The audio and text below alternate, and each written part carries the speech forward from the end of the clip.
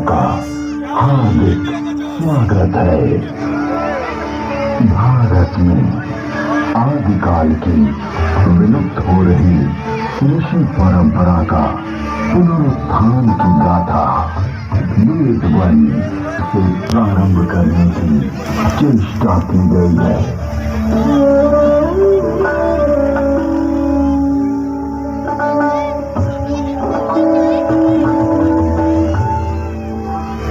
वेद परमपिता परमात्मा की पवित्र वाणी है, जो सृष्टि के प्रारंभ में मानव मात्र के कल्याण के लिए अग्नि, वायु, आदित्य, अंगिरा इन 4 ऋषियों के पवित्र अंतःकरण में उद्भूत हुई। तत्व ज्ञान की दृष्टि से वेद एक है, किंतु विषय विभाग की दृष्टि से इसे 4 भागों में बांटा गया है। ऋग्वेद, यजुर्वेद, सामवेद और अथर्ववेद। ऋग्वेद में ज्ञान का विषय, यजुर्वेद में कर्म का विषय, सामवेद में उपासना का विषय और अथर्ववेद में विज्ञान का विषय है। विश्व साहित्य का प्राचीनतम ग्रंथ वेद है।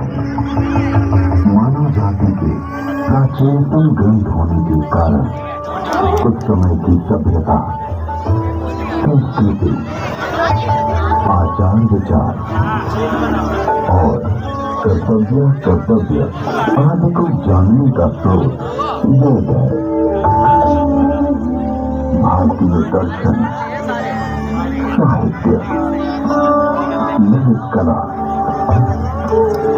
संगीत, ज्योतिष, ज्ञान विज्ञान वेदों में है। वस्तुतः वेद संसार के समस्त पदार्थों का बोध कराते हैं। वेद के भाष्यकार आचार्य साम्य कहते हैं, इष्ट की प्राप्ति एवं अनिष्ट के परिहार के अलौकिक उपाय को बतलाने वाले ग्रंथ वेद हैं। सबके द्वारा पूजनीय और यजनीय परमात्मा से ऋग्वेद, यजुर्वेद, सामवेद और अथर्ववेद प्रकट हुए। ऋग्वेद की मंत्र दृष्टा ऋषि कहते हैं, तस्माद् विज्ञाता सुवर्ता ऋचा सामान्य यज्ञे छंदान से जो गिरे तस्माद् तेजस्त तस्माद् जायत। ऋग्वेद, जिसके द्वारा विभिन्न देवताओं की स्तुति की जाती, उसे ऋग कहते हैं। ऋच्यते तुल्यते अन्य इति ऋक्। इस प्रकार की ऋचाओं के संग्रह का नाम ऋग्वेद है। ऋग्वेद विश्व साहित्य का प्राचीनतम ग्रंथ है। ऋग्वेद में 10 मंडलों में 1028 सूक्त में 10,600 मंत्र हैं।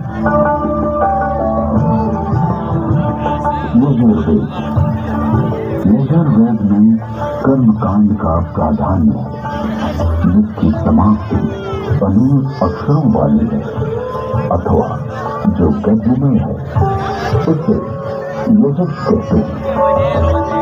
अनेकाक्षरावसान यजुः।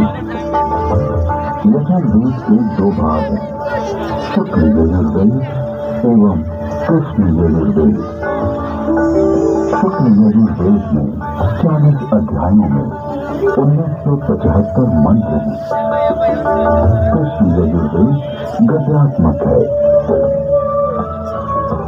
सामवेद गीति में साम है।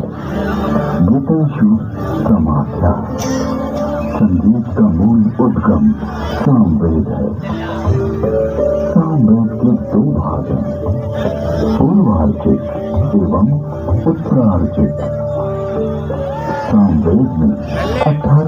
176 मंत्र हैं। अथर्ववेद। अभिचार मंत्रों का ज्ञान अथर्ववेद में है। इसमें आयुर्वेद का विस्तृत विवेचन हुआ है।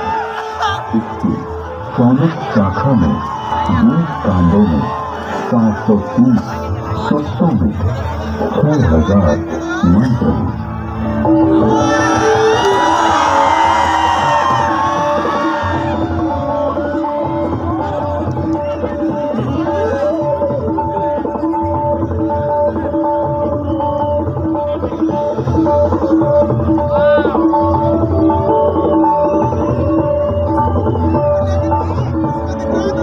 प्राचीन काल में वेद श्रुति परंपरा से अक्षुण्ण रहे।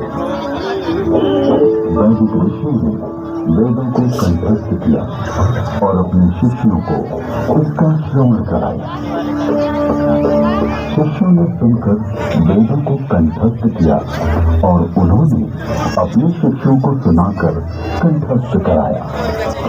इस प्रकार श्रुति परंपरा से वेद अक्षुण्ण बने रहे।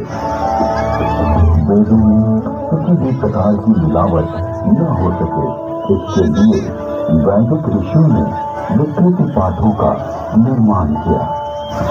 वेदों में मंत्र दृष्टा ऋषियों का उल्लेख है, जिन्होंने मंत्रों का साक्षात्कार किया।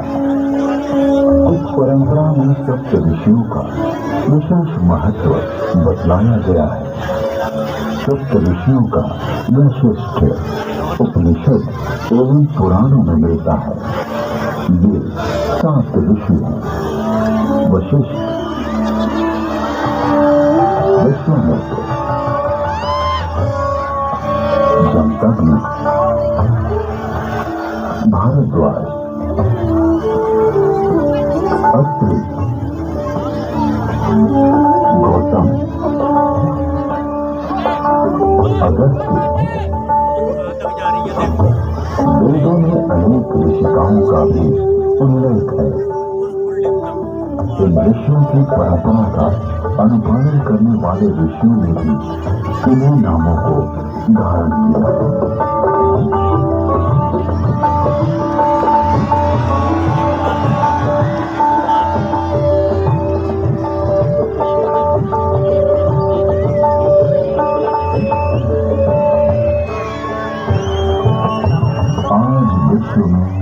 जिन आविष्कारों का श्रेय पाश्चात्य जगत द्वारा लिया गया है, उसे हमारे प्राचीन ऋषियों द्वारा तथ्य सहित हजारों वर्ष पूर्व प्रमाण सहित वेदों में उल्लिखित किया गया है।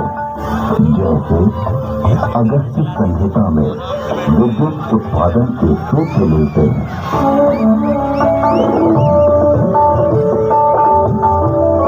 एक मिट्टी का पात्र लें, उसमें ताम्र पट्टिका, कॉपर शीट डालें तथा शुद्ध ग्रीवा कॉपर सल्फेट डालें।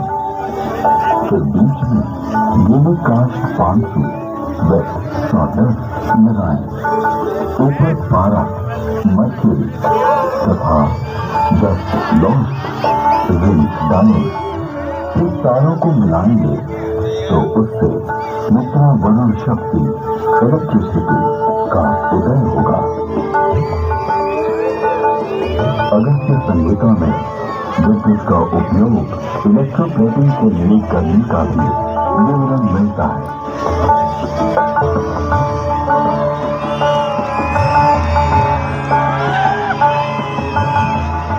अतः अगस्त्य को कुंभोदव बैटरी बोन भी कहते हैं।